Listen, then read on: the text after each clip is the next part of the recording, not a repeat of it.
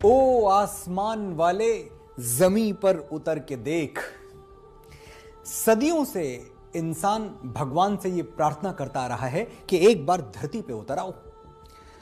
लेकिन पिछले साल अचानक कुछ बदल गया।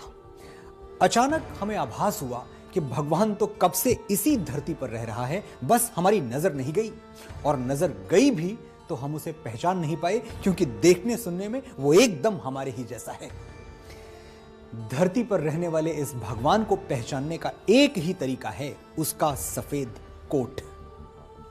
नमस्कार, मैं हूं मनोज मुंतशिर, और आज भारत का युग में हम बात करेंगे सफेद कोट वाले देवदूतों की, डॉक्टरों की, डॉक्टरी पेशे की, और एक डॉक्टर की जिंदगी के उस हिस्से की जहां हमारी नजर तो क्या, हमारी सोच भी नहीं पहुंच पाती।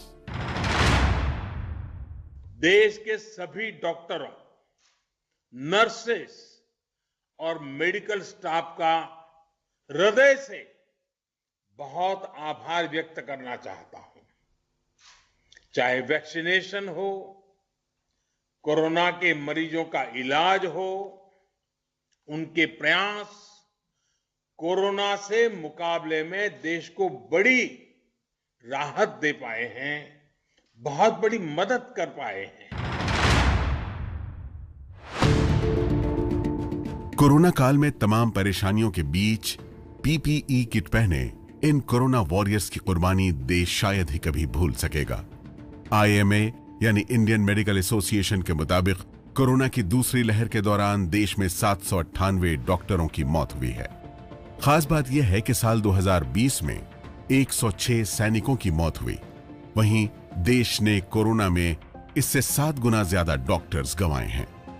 एक फाइटर पायलट और डॉक्टर की अगर तुलना करें तो एमबीबीएस डॉक्टर की पढ़ाई पर सरकार जहां करीब 1 करोड़ रुपए खर्च करती है, वहीं पायलट की ट्रेनिंग पर करीब 15 करोड़ रुपए खर्च होते हैं। जाहिर है पायलट की तरह ही एक डॉक्टर भी देश के लिए बेशकीमती होता है। 31 दिसंबर 2020 तक के आंकड़ों के मुताबिक देश में करीब 12,89,000 डॉक्टर रजिस्टर्ड हैं।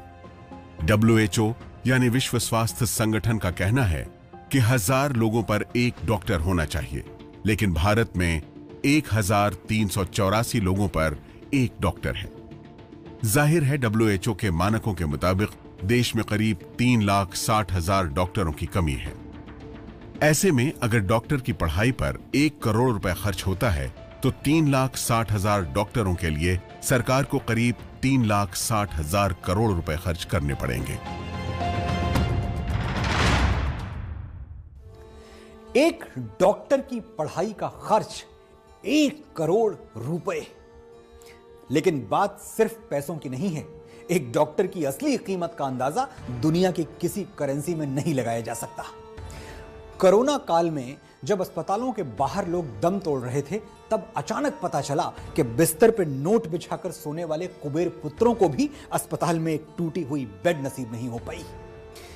200-400 की फीस देकर हम डॉक्टरों पर चीखने चिल्लाने का अधिकार खरीद लिया करते थे, और अब गिड़गिड़ाने पर भी किसी के गले में लटकता हुआ स्टेथोस्कोप हमारी छाती तक नहीं पहुंच रहा था।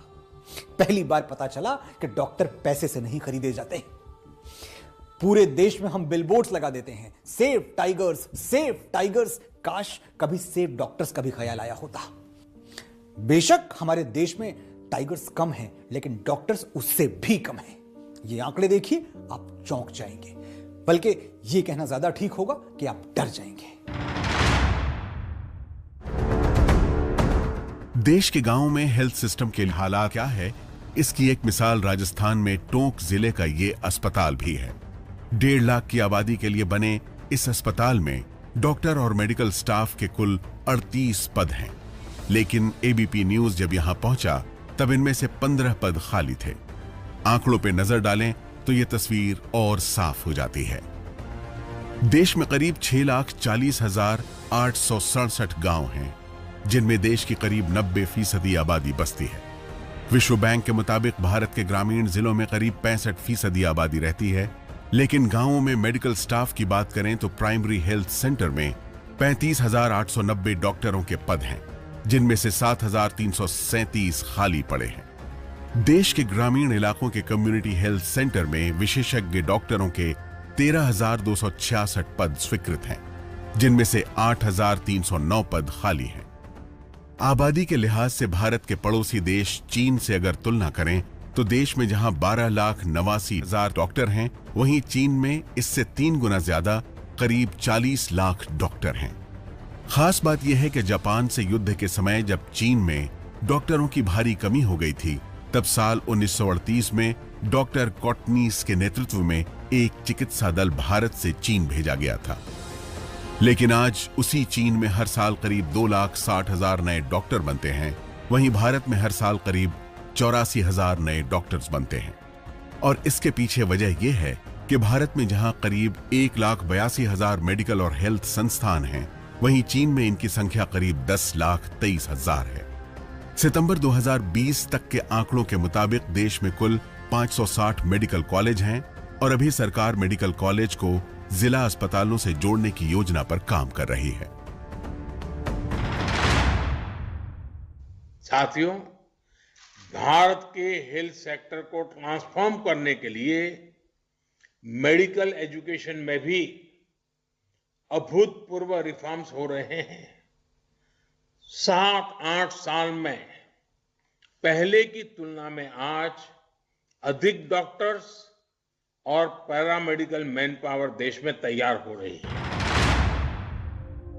विश्व स्वास्थ्य संगठन यानी WHO ये एक ऐसी संस्था है जो पूरी दुनिया की नब्ज पर नजर रखती है।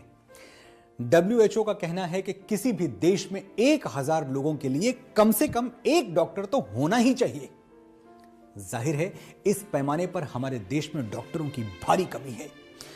गांव देहात में तो हालात और भी ज्यादा खराब हैं और इसीलिए यहां झोला छाप डॉक्टरों की भरमार है। झोला छाप यानी ऐसे लोग जिन्होंने मेडिकल की कोई पढ़ाई लिखाई नहीं की है, बस झोले में 4 गोलियां और एक सिरिंज भर के निकल पड़े हैं अपनी रोजी रोटी कमाने। ऐसे नीम हकीमों की दुकानें खूब चल रही हैं। स्थिति चिंताजनक है, लेकिन यह भी सच है कि मेडिकल सुविधाओं के मामले में देश आज जहां खड़ा है, यहां तक पहुंचना भी आसान नहीं था।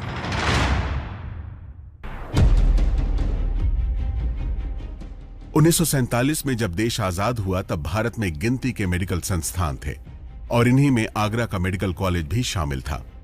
आगरा मेडिकल कॉलेज एक लाइसेंसिएट कॉलेज था, यानी यहां मेडिकल की पढ़ाई करने के बाद डॉक्टर को डिग्री नहीं बल्कि इलाज के लिए लाइसेंस दिया जाता था। इसके अलावा लाहौर, कलकत्ता और चेन्नई में भी मेडिकल की पढ़ाई के लिए कुछ बड़े संस्थान मौजूद थे। भारत में आज जहां 562 मेडिकल कॉलेज हैं, वहीं आजादी के वक्त 1947 में देश में सिर्फ 17 मेडिकल कॉलेज थे। जाहिर है आज जो मेडिकल कॉलेज, अस्पताल और मेडिकल रिसर्च की संस्थाएं आपको नजर आती हैं, वो आजादी के बाद ही वजूद में आई हैं। एम्स यानी अखिल भारतीय आयुर्विज्ञान संस्थान की नींव भी साल 1956 में रखी गई थी। खास बात यह है कि एम्स का मकसद सिर्फ बीमार लोगों का इलाज करना नहीं, बल्कि मेडिकल साइंस की पढ़ाई के लिए शिक्षक तैयार करना भी था, ताकि स्वास्थ्य के मामले में भारत आत्मनिर्भर बन सके। लेकिन पहला एम्स बनने के करीब 42 साल बाद जाकर 6 नए एम्स बनने का ऐलान हो सका। देश के पिछड़े राज्यों में अच्छे अस्पतालों की सुविधाएं कम होने से वहां के लोगों की परेशानी को मैं जानता हूं। इसलिए प्रधानमंत्री स्वास्थ्य सुरक्षा योजना के अंतर्गत दिल्ली के एम्स जैसे अत्याधुनिक सुविधा वाले 6 नए अस्पताल पिछड़े राज्यों में अगले 3 वर्ष में खोले जाएंगे। साल 2011 में ऋषिकेश, भुवनेश्वर, पटना, रायपुर, जोधपुर और भोपाल में बने नए एम्स में अब मरीजों का इलाज और MBBS डॉक्टरों की पढ़ाई शुरू हो चुकी है। जून 2018 में भी केंद्र सरकार ने 11 नए एम्स बनाने की मंजूरी दी है और इस तरह देश में कुल 29 एम्स अलग अलग राज्यों में बनाए जा रहे हैं ताकि बढ़ती आबादी को इलाज मिल सके। लेकिन सवाल यह है कि करीब 140 करोड़ की जनसंख्या की स्वास्थ्य जरूरतों को पूरा करने के लिए क्या ये काफी है?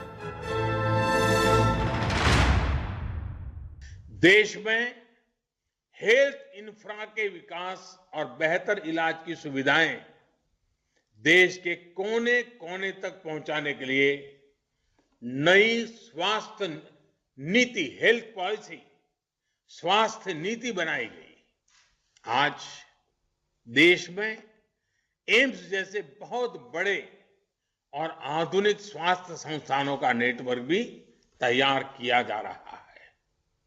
हर 3 लोकसभा क्षेत्र के बीच एक मेडिकल कॉलेज का निर्माण भी प्रगति पर है। All India institute of medical science यानी एम्स, ये देश का सबसे प्रतिष्ठित, सबसे पुराना और सबसे प्रसिद्ध मेडिकल संस्थान है। यहां आधुनिक इलाज के साधन हैं, एक से बढ़कर एक स्पेशलिस्ट डॉक्टर्स यहीं से पढ़कर निकलते हैं। लंबे समय तक एम्स ही देश में मेडिकल शिक्षा की रीढ़ रहा है, लेकिन अब इस रीढ़ पर दबाव इतना बढ़ चुका है कि यह झुकती हुई नजर आ रही है।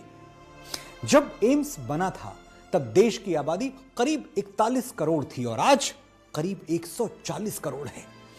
डॉक्टर बनना आज इतना महंगा है कि एक सामान्य परिवार के लिए अपने बच्चे को मेडिकल कॉलेज भेजना पत्थरों से पानी निचोड़ने जैसा मुश्किल और असाध्य हो चुका है। बिहार में पटना के एम्स से एमबीबीएस करने वाली आकांक्षा सिंह जब 11वीं क्लास में पढ़ रही थी तब इन्होंने पहली बार डॉक्टर बनने का सपना देखा था। लेकिन आकांक्षा का यह सपना सच न हो पाता अगर उनका चयन सरकारी मेडिकल कॉलेज में न हुआ होता। बहुत डिफरेंस होता है। लाइक आप यदि इंजीनियरिंग करते हैं तो उसमें गवर्नमेंट कॉलेज या फिर प्राइवेट कॉलेज हो, सिमिलर फीस स्ट्रक्चर होता है। On the other hand medical में एक बहुत बड़ा जो सेटबैक है वो ये है कि प्राइवेट कॉलेजेस में फीस जो है वो 30 लाख टू 1 करोड़ या मोर देन दैट हो सकती है फॉर ए सिंपल एमबीबीएस। मेरा लक ठीक था, मैंने एम्स क्रैक किया था तो मेरी एमबीबीएस की पढ़ाई 5000 में हुई है। आकांक्षा खुशकिस्मत हैं। दरअसल देश के सरकारी मेडिकल कॉलेज में दाखिला पाना कोई आसान बात नहीं है। सितंबर 2020 तक के आंकड़ों के मुताबिक देश में कुल 560 मेडिकल कॉलेज हैं, जिनमें से कुल 275 निजी मेडिकल कॉलेज हैं, जिनमें हर साल करीब 1.5 लाख छात्र एमबीबीएस की पढ़ाई पूरी करके निकलते हैं। देश के 560 मेडिकल कॉलेज में करीब 15,000 सीटें हैं, जिनके लिए हर साल करीब 20 लाख छात्र मेडिकल प्रवेश परीक्षा देते हैं। अगर मेडिकल की पोस्ट ग्रेजुएट सीटों की बात करें तो वो बेहद ही कम है। भोपाल के गांधी मेडिकल कॉलेज से पोस्ट ग्रेजुएशन की पढ़ाई कर रहे अमित टोंगिया एक मध्यवर्गीय परिवार से हैं। अमित का कहना है कि छोटे शहरों के छात्रों को मेडिकल में प्रवेश के लिए ज्यादा मुश्किलों का सामना करना पड़ता है। देखिए, पहले एक समय था जब कोचिंग संस्थान नहीं थे, जब स्टूडेंट्स जो थे अपनी 12th की पढ़ाई करते थे, उसके बाद अपने खुद की प्रिपरेशन करके और नीट पीजी में, नीट यूजी में सिलेक्शन लेते थे। उसमें सबके लिए कंपटीशन बराबर था। लेकिन अब कोचिंग संस्थान है जैसे कि कोटा में है, तो इनकी जो फीस है वो करीब 1 लाख टू 1.5 लाख है। तो आज के समय में जो है, जो गरीब छात्र हैं जो गांव से आते हैं, जो सरकारी स्कूलों से आते हैं, उनके लिए काफी मुश्किल हो रखा है। मेडिकल के क्षेत्र में कंपटीशन बहुत तगड़ा है और यही वजह है कि मेडिकल की पढ़ाई के लिए छात्र अपना पूरा दम लगा देते हैं। मेडिकल एंट्रेंस की तैयारी करने के लिए कई छात्र जहां 12वीं के बाद आगे की पढ़ाई रोक देते हैं, वहीं लाखों छात्र खुद को मेडिकल की कोचिंग में झोंक देते हैं। और इसकी एक मिसाल राजस्थान के कोटा और अजमेर जैसे शहर भी हैं, जहां देश भर से छात्र मेडिकल परीक्षा की तैयारी करने आते हैं। प्राइवेट के लिए सर हमारे पास इतना अफोर्डेबल नहीं है प्राइवेट हमारे लिए। हम मिडिल क्लास फैमिली से बिलोंग करते हैं, तो प्राइवेट के लिए प्राइवेट कॉलेज लेना तो हमारे लिए इम्पॉसिबल है सर। जो भी ड्रीम है आप सबको गवर्नमेंट कॉलेज से ही कंप्लीट करना है सर। मेरा एम एक अच्छा डॉक्टर बनना है और डॉक्टर बन के लोगों का अच्छा करना है, जितना अच्छा मुझसे हो सके, जितना मैं कर पाऊँ। 2020 में तो मेरी पढ़ाई बिल्कुल डिस्टर्ब सी हो गई थी, लेकिन फिर वही मतलब फैमिली से बहुत सपोर्ट मिला। मतलब मैं तो होप लूज़ कर गया था कि मेरा इम्प्रूव ही नहीं होगा, लेकिन फिर वही पापा की तरफ से सपोर्ट आया, एलन में काउंसलर्स वगैरह सबसे जाके मिला, बहुत सपोर्ट मिला। उसके बाद फिर मार्क्स बहुत हद तक इंक्रीज हो गए। सफेद कोट और गले में आला, एक डॉक्टर का समाज में रुतबा होता है, इज्जत होती है, शान होती है। और यही वजह है कि हमारे देश में अक्सर माता पिता अपने जीवन में एक बार तो ये जरूर सोचते हैं कि काश उनकी बेटी या उनका बेटा डॉक्टर होता। मेरे माँ बाप ने भी सोचा था, लेकिन आजादी के 75 साल बाद आज भी डॉक्टर बनना आसान नहीं है। बड़ा पुराना मुहावरा है, लोहे के चने चबाना। यह मुहावरा मेडिकल कॉलेज में दाखिला पाने पर 100% सही बैठता है।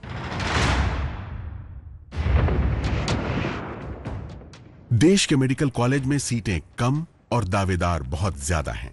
यही वजह है कि हर साल सैकड़ों छात्र रशिया और चीन जैसे देशों में मेडिकल की पढ़ाई करने जाते हैं। दिल्ली के एम्स में प्रैक्टिस कर रहे अजीत थोराट और आरएमएल में रेजिडेंट डॉक्टर अनिकेत ने भी साल 2018 में रशिया से एमबीबीएस की डिग्री हासिल की है। अजीत का कहना है कि रशिया में मेडिकल की पढ़ाई सस्ती है और 30 से 35 लाख में पूरी हो जाती है, लेकिन विदेश में पढ़ने के दौरान कई तरह की दूसरी मुश्किलों का सामना भी करना पड़ता है। इंडिया में ट्राई किया था, इंडिया में नहीं हुआ तो फिर थोड़ा सा फाइनेंशियल इशू की वजह से विदेश रशिया चॉइस करना पड़ा कि वहाँ पे डिग्री करेंगे। तो वहाँ पे जाने के बाद फर्स्ट इशू तो यही आता है, बाहर language, second food, Indian food, और थर्ड वहाँ पे है तो ठंड ज़्यादा है। 5 to 6 मंथ्स वहाँ पे स्नोफॉल होता है। इंडिया में आने के बाद हमको मेडिकल एग्ज़ाम देनी पड़ती है, एफएमजी। अब वो एफएमजी एग्ज़ाम टफ 2015 से टफ उसका लेवल बढ़ते ही जा रहा है। तो कुछ लड़कों को 1 चांस लगता है, कुछ लड़कों को 2-4 चांस लग जाते हैं। तो उसमें ऑन एवरेज 1 साल लग जाता है एग्ज़ाम पास करके रजिस्ट्रेशन हासिल करने में। सो वो 1 साल, और रशिया में एक्चुअली 1.5 साल ज़्यादा।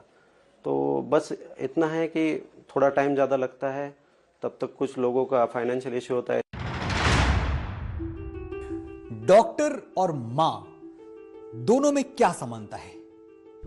जानता हूं बड़ा अजीब सा सवाल है, लेकिन पता नहीं क्यों आज इस पर बात करना जरूरी लग रहा है। डॉक्टर और मां दोनों को हम भगवान बना देते हैं और उनकी इंसानी जरूरतों से बेपरवाह हो जाते हैं। कभी सोचते ही नहीं कि डॉक्टर भी उसी मिट्टी से बने हैं जिससे मैं और आप हर है। वो भी हंसते हैं, रोते हैं, एकदम हमारे ही जैसे तो होते हैं। बस जिंदगी के एक मोड़ पर वो हमसे अलग रास्ता चुन लेते हैं, एक अलग प्रोफेशन चुन लेते हैं और हम हमेशा के लिए उनको अपने से अलग मान लेते हैं।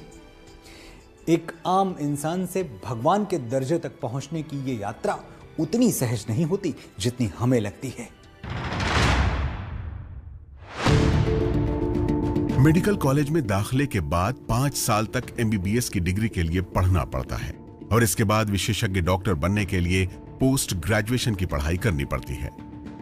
खास बात यह है कि दूसरे पेशे से उलट एक डॉक्टर को जिंदगी भर पढ़ाई करनी पड़ती है। मेडिकल दुनिया का शायद अकेला ऐसा पेशा है जहां डॉक्टर को हर दिन इम्तिहान भी देना होता है। निजी जिंदगी से लेकर अपने पेशे में कदम कदम पर डॉक्टरों को चुनौतियों का सामना करना पड़ता है और उनके इसी त्याग की वजह से कुछ लोग उन्हें भगवान का दर्जा भी देते हैं। भरोसा इसीलिए है कि डॉक्टर्स जेन्युइनली अपने पेशेंट्स के लिए बहुत ज़्यादा मेहनत करते हैं। एंड एज अ डॉक्टर मैं ये कह सकती हूँ कि कभी भी कोई डॉक्टर किसी भी पेशेंट के लिए गलत तो सोच ही नहीं सकता। और पेशेंट को अपनी जितनी चिंता होती है, फैमिली को पेशेंट की जितनी चिंता होती है, मेरे ख्याल से उससे डबल चिंता एक डॉक्टर को अपने मरीज़ की होती है। कि अगर पेशेंट की कंडीशन थोड़ी क्रिटिकल है तो डॉक्टर्स की भी नींदें उड़ी रहती हैं। वो हर तरह की मेहनत करते हैं, साम दाम दंड भेद लगाते हैं कि हमारा मरीज़ अच्छे से ठीक होके जाए, हम पेशेंट को हर तरह का बेस्ट से बेस्ट ट्रीटमेंट दें। और ये सालों से विश्वास बना हुआ है। डॉक्टर अपूर्वा गुप्ता का कहना है कि कोरोना काल में पीपीई किट पहनने से उन्हें कई तरह की परेशानियों से गुजरना पड़ा है, लेकिन एक डॉक्टर को अपने इमोशन को अलग रखकर काम करना होता है। दरअसल एक आम व्यक्ति से डॉक्टर बनने के सफर के दौरान मेडिकल के छात्रों को कई पड़ाव से गुजरना होता है। महाराष्ट्र के अकोला की रहने वाली नेहा एमबीबीएस के आखिरी साल की पढ़ाई कर रही हैं। वहीं अहमदनगर के अनिकेत भी मुंबई के मेडिकल कॉलेज से एमबीबीएस करने के बाद इंटर्नशिप कर रहे हैं। अनिकेत का कहना है कि मेडिकल की पढ़ाई का छात्रों की जिंदगी पर बहुत गहरा असर पड़ता है। मेरे जितने भी दोस्त हैं जो सीए बन रहे हैं, कॉमर्स कर रहे हैं, इंजीनियरिंग कर रहे हैं, उनसे 10-20 गुना ज्यादा पढ़ाई हमें करनी पड़ती है। 11 से स्टार्ट करके वो दशहरा दिवाली पे घर पे आएंगे तब हम पढ़ रहे होंगे। वो कहीं जब हम देखते हैं उनका एग्जाम खत्म हो गया, बाहर घूम रहे हैं, हम पढ़ रहे हैं। वो कहीं बाहर घूमने गए, पार्टीज कर रहे हैं, हम वहाँ पे हॉस्पिटल में पेशेंट्स के साथ पेशेंट्स की सेवा कर रहे हैं।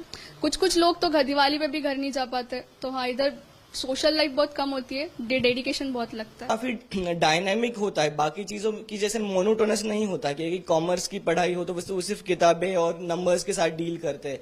तो हमारा ऐसा नहीं होता कि हम एक्चुअल इंसानों के साथ डील करते हैं, और एक जिंदा इंसान खुद एक हजारों इमोशंस का और बना रहता है। जब वो हॉस्पिटल आता है तो एक ऐसे सैकड़ों लोगों को जब देखते हैं तो वो हर एक कुछ ना कुछ हम पे इम्प्रेशन छोड़ता है। तो इस जर्नी पे हम भी एज ए इंसान बहुत अच्छे डेवलप होते जाते हैं। दुनिया में कहीं भी अगर कोई डॉक्टर बनना चाहे तो उसे किसी मेडिकल कॉलेज में एडमिशन लेना होगा। लेकिन आप हैरान रह जाएंगे अगर मैं ये कहूं कि एक ऐसा भी देश है जहां मेडिकल कॉलेज में नहीं बल्कि अस्पतालों में डॉक्टर तैयार किए जाते हैं। अमेरिका के पास एक छोटा सा देश है क्यूबा। यहां छोटे छोटे क्लिनिक्स में डॉक्टरी की पढ़ाई होती है। आप सोचेंगे ये कैसे हो सकता है? अस्पताल कोई मेडिकल कॉलेज थोड़ी है। और क्या अस्पतालों में वो सुविधाएं हैं जिनसे मेडिसिन की ट्रेनिंग दी जा सके? आपके सवाल सही हैं, लेकिन जवाब जानने के लिए क्यूबा की मेडिकल शिक्षा व्यवस्था को समझने के लिए हमें क्यूबा की सोच को समझना होगा। भारत से करीब 14,000 किलोमीटर दूर एक छोटा सा देश है क्यूबा। एबीपी न्यूज ने क्यूबा में देखा है कि जहां हर 6,000 लोगों पर कंसल्टोरियो यानी प्राइमरी हेल्थ सेंटर है और हर 25,000 लोगों पर पॉलीक्लिनिक यानी बड़े अस्पताल बनाए गए हैं, क्यूबा ने अपनी करीब 1.25 करोड़ की आबादी के लिए दुनिया में सबसे ज्यादा डॉक्टरों का अनुपात भी तैयार किया है। अमेरिका जैसे विकसित और अमीर देशों में 355 लोगों पर एक डॉक्टर है, वहीं क्यूबा में हर 155 लोगों पर एक डॉक्टर होता है। संयुक्त राष्ट्र के पूर्व सेक्रेटरी जनरल बान की मून के मुताबिक क्यूबा का मेडिकल स्कूल इलाम दुनिया का सबसे आधुनिक मेडिकल स्कूल है, और यह है क्यूबा की university of medicine science Havana. Cuba में इस तरह की 13 मेडिकल यूनिवर्सिटी और 25 मेडिकल कॉलेज भी हैं। खास बात यह है कि यहां पर मेडिकल छात्र का जिस राज्य से संबंध होता है वो उसी राज्य के मेडिकल कॉलेज में पढ़ाई कर सकता है। क्यूबा ने मेडिकल की पढ़ाई में एक और बदलाव किया है। यहां छात्र मेडिकल कॉलेज में सिर्फ 2 साल तक ही पढ़ाई करते हैं। उसके बाद अगले 4 साल की पढ़ाई के लिए उन्हें पॉलीक्लिनिक और बड़े अस्पतालों में पढ़ने और अभ्यास करने के लिए भेज दिया जाता है। और इसी तरह पॉलीक्लिनिक और अस्पताल मेडिकल एजुकेशन का हिस्सा बन जाते हैं, जहां डॉक्टर टीचर का रोल भी निभाते हैं। दरअसल जिस माहौल में मेडिकल के छात्रों को जिंदगी भर काम करना है, उससे उनका वास्ता काफी पहले ही करा दिया जाता है। मैंने दूसरे देशों में देखा है कि कुछ हॉस्पिटल के डॉक्टर जाते हैं, कॉन्फ्रेंस रूम में बोलते हैं और फिर गायब हो जाते हैं। यहाँ लेकिन ऐसा नहीं है। यहाँ छात्र दिन भर डॉक्टर के साथ ही रहते हैं। सुबह क्लास से लेकर शाम को क्लिनिक में छात्र हर वक्त उनके साथ रहते हैं और सीखते रहते हैं। इतना ही नहीं, यहाँ छात्र रात में भी पॉलीक्लिनिक और अस्पताल में डॉक्टर के साथ ही रहते हैं। उन्हें हर वक्त अपने टीचर से बात करने, कुछ भी पूछने का मौका मिलता है।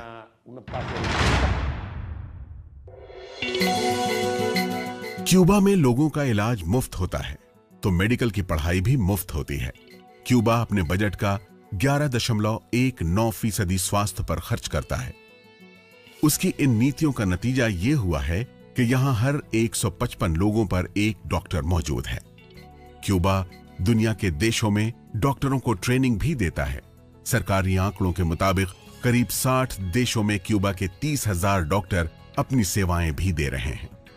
यूरोप और दक्षिण अफ्रीका जैसे कई देशों से लोग यहां इलाज कराने के लिए भी आते हैं, क्योंकि क्यूबा की मेडिकल सेवाएं सस्ती और विश्वसनीय मानी जाती हैं। हमारे पास हर तरह की सेहत संबंधी समस्या को सुलझाने के लिए तकनीक है, चाहे वो कितनी भी जटिल क्यों ना हो। हम दुनिया भर के मरीजों का इलाज करते हैं। क्यूबा में हर क्षेत्र में तीसरे स्तर पर विशेष संस्थान हैं जैसे कि कार्डियोवैस्कुलर सर्जरी, ऑर्थोपेडिक, डेंटोलॉजी वगैरह। हमारे पास बहुत अच्छे विशेषज्ञ हैं और एक बीमारी के इलाज के लिए मल्टी डिसिप्लिनरी टीम भी काम करती है। इससे गंभीर से गंभीर बीमारी को ठीक करने में हमें काफी मदद मिलती है। भारत का युग में आगे देखिए। 10,000 से ज़्यादा डॉक्टर्स आपके बाहर से MBBS करके आ गए हैं, जो रशिया से, चाइना से और दूसरे कंट्रीज से करके आ गए हैं। जो MCI का एग्ज़ाम जो होता था वो नहीं क्लियर कर पा रहे हैं, वो रिसोर्स पड़ा हुआ है कंट्री में। उसको देखा जा सकता है कि कैसे हम उसको उसका उपयोग कर सकते हैं।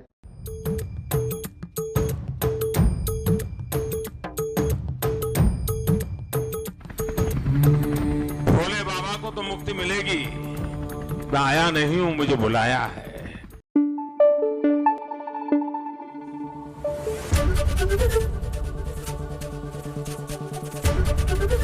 ABP न्यूज आपको रखे आगे।